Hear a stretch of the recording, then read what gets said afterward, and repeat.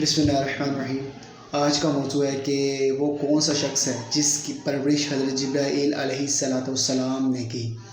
تو حضرت جبرائیل علیہ السلام نے پرورش جس کی ہے وہ سامری جادوگر ہے، تو جو موسیٰ علیہ السلام کے مقابلے میں آیا تھا اور اس نے موسیٰ علیہ السلام کی جو قوم تھی بنی اسرائیل اسے ورگلایا تھا۔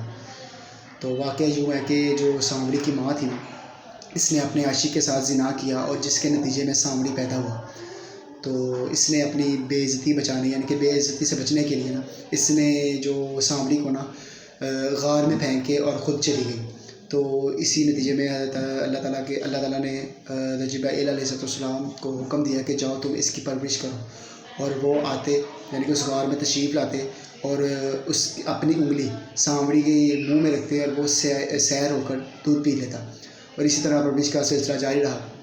اور جب یہ جوان ہوا تو دوسری طرف جو حضرت موسیٰ علیہ السلام اللہ کے حکم سے اپنی جو قوم تھی بنی اسرائیل کو تبلیغ کرتے، اور اسی دوران اللہ تعالیٰ نے حضرت موسیٰ علیہ السلام کو توریت جیسی کتاب، معزز کتاب، جو مقدس کتاب تھی، اس سے نوازا۔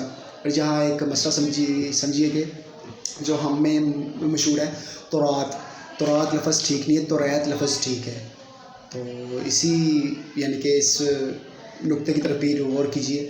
اور بات یہ تھی کہ جس طرح یعنی کہ حضرت موسیٰ علیہ السلام کو اللہ تعالیٰ نے فرمایا کہ آپ آئیں یعنی کہ کوہ طور پر، تو ہم آپ کو جو ہے نا 40 دن وہاں قیام کریں، وہاں چلہ کاٹیں اور اعتکاف کریں، ہم پھر آپ کو توریت جو ہے نا وہ ہم دیتے ہیں۔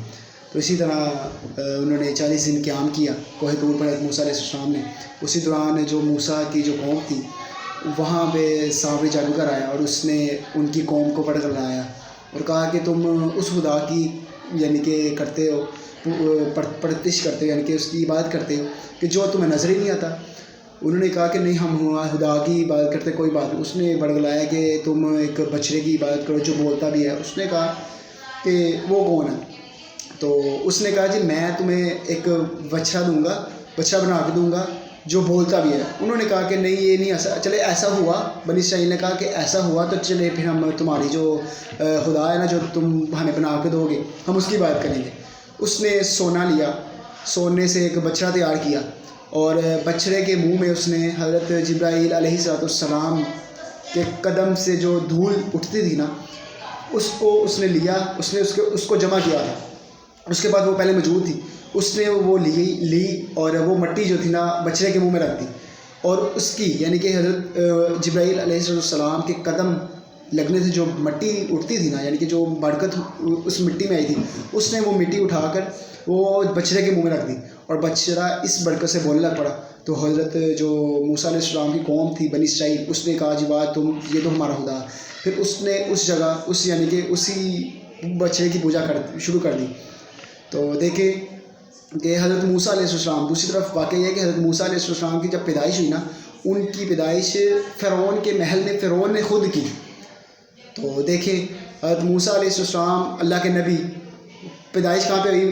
فرعون کے مزار میں یعنی کہ دربار میں، اور جو سامری تھا اس کی پرورش کس نے کی؟ حضرت جبرائیل علیہ السلام نے۔ دیکھیں جس طرح یہ اس کا مطلب یہی ہے کہ اس کی قسمت میں اللہ تعالیٰ نے بدقسمتی لکھ دی، یعنی کہ بدبختی لکھ دی تھی، اور حضرت موسیٰ علیہ السلام کے مقدر میں نبوت لکھ دی تھی۔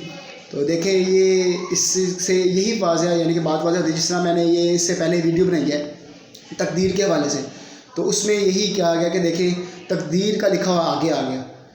تو دیکھیں حضرت جبرائیل علیہ السلام فرشتوں کے سردار جس کی یعنی کہ پرورش کرے، وہ سامری دیکھیں کافر، وہ بہت بڑا کافر، وہ مشرک یعنی کہ شرک کی طرف بلانے والا ہے۔ تو دوسری طرف حضرت موسیٰ علیہ السلام ہیں جو جن کی پرورش جو ہے وہ فرعون کے دربار میں ہوئی، مگر دیکھیں اللہ کے نبی ہیں۔ تو دیکھیں تقدیر کا لکھا ہوا سامنے آ گیا۔